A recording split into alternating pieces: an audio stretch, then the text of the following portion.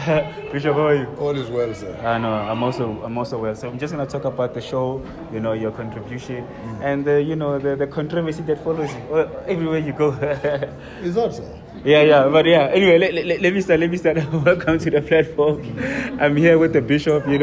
And the event started earlier on, and when the show came on, everybody was just talking about you, and they said you were coming. And when you came, there was just like this electricity in the air.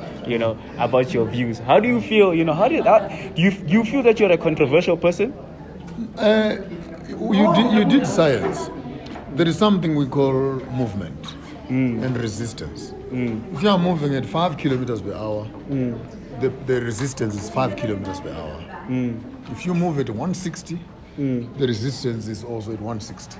So I don't consider it as controversy. It only means at what speed am I moving into the areas where people are not comfortable to talk about. So it's natural. That's inertia. For every move, there is an equal opposite force. So it's natural. Earlier on, you said that you don't have a problem with anyone. But I think, there's like tension between, you and Christian folk. And why is that so? It's not Christian folk. It is the ideology. It is the institution. I don't have a problem with you being a Christian, but I have a problem with the ideologies that are propagated when they begin to postpone life on earth to a life in heaven. You must ignore everything that is happening here, and you must just wait for the clouds to open and Jesus takes us home. And so we can't have our whole life being a life of waiting. He even said, occupy till I come.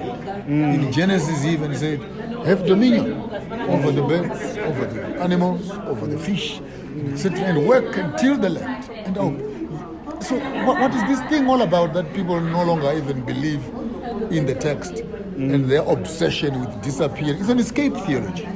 So I don't have a problem with people.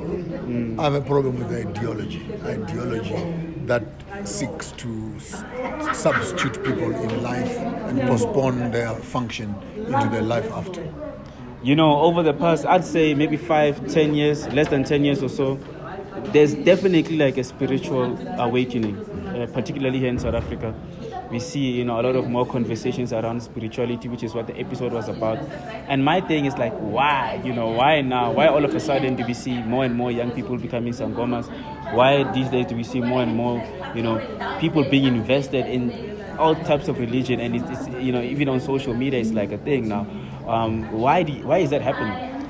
There are a number of reasons. Number one, it could be frustration with the Christian experience that has promised so much for such a long time, and people are getting totally flabbergasted. It's not working. They have waited for this thing and it's not shaping up.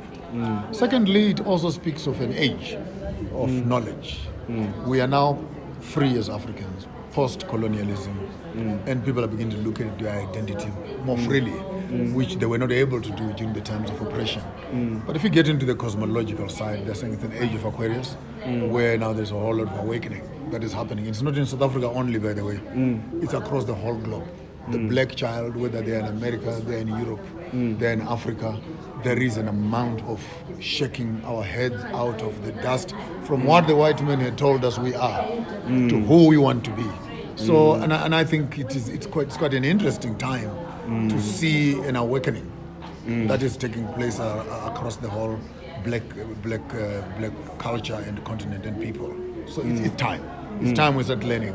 And people are now beginning to make decisions and take their future into their own hands and make those critical decisions that challenge the traditional norms, creating new trajectories and finding more meaning. So the whole issue of Izangoma, it's the tip of an iceberg. It's the tip of an iceberg. It is just one element of healing. We're looking at the revolution that is happening in the food industry, the revolution that's happening in the clothing industry, that is happening in the technological side, in the musical side. So it's a whole, if you look at it from the bigger spectrum, you begin to see that actually even local brands are coming up now, Vukadaki, Bubatu, Bubangmang. So it's a beautiful season. We're just waiting now for technologies in terms of computers and other things that we can begin to participate fully into our own future and create our own destiny. I was going to ask, lastly, what is the future of Africa? The future is now. The future is not in the future. The future is in the present. We're living in the continuous present tense. The past has never left us. The future is never coming. The present is always here. So the question is, what are we doing in the now that affects the next step? No one has stayed in the night at 12 o'clock and has seen tomorrow. Tomorrow is always tomorrow. Yeah. Yesterday is never left us. Tomorrow, we are here. We are present. And I think the whole idea, that's an idea of time. Are we zodiacal? Are we, chronological? Or are we vertical in terms of time? But that's one other day. Yeah, when we look at the expansions of time. Yeah. And African time, it is present, continuous. So our ancestors never left us. They're here. They're here. They never left us. They're here. They lie in the ground, but they're buried in your veins. So they never left us. Yeah. Yeah. Okay. Thank you so much for your time. Wonderful. Learn so much. And we out.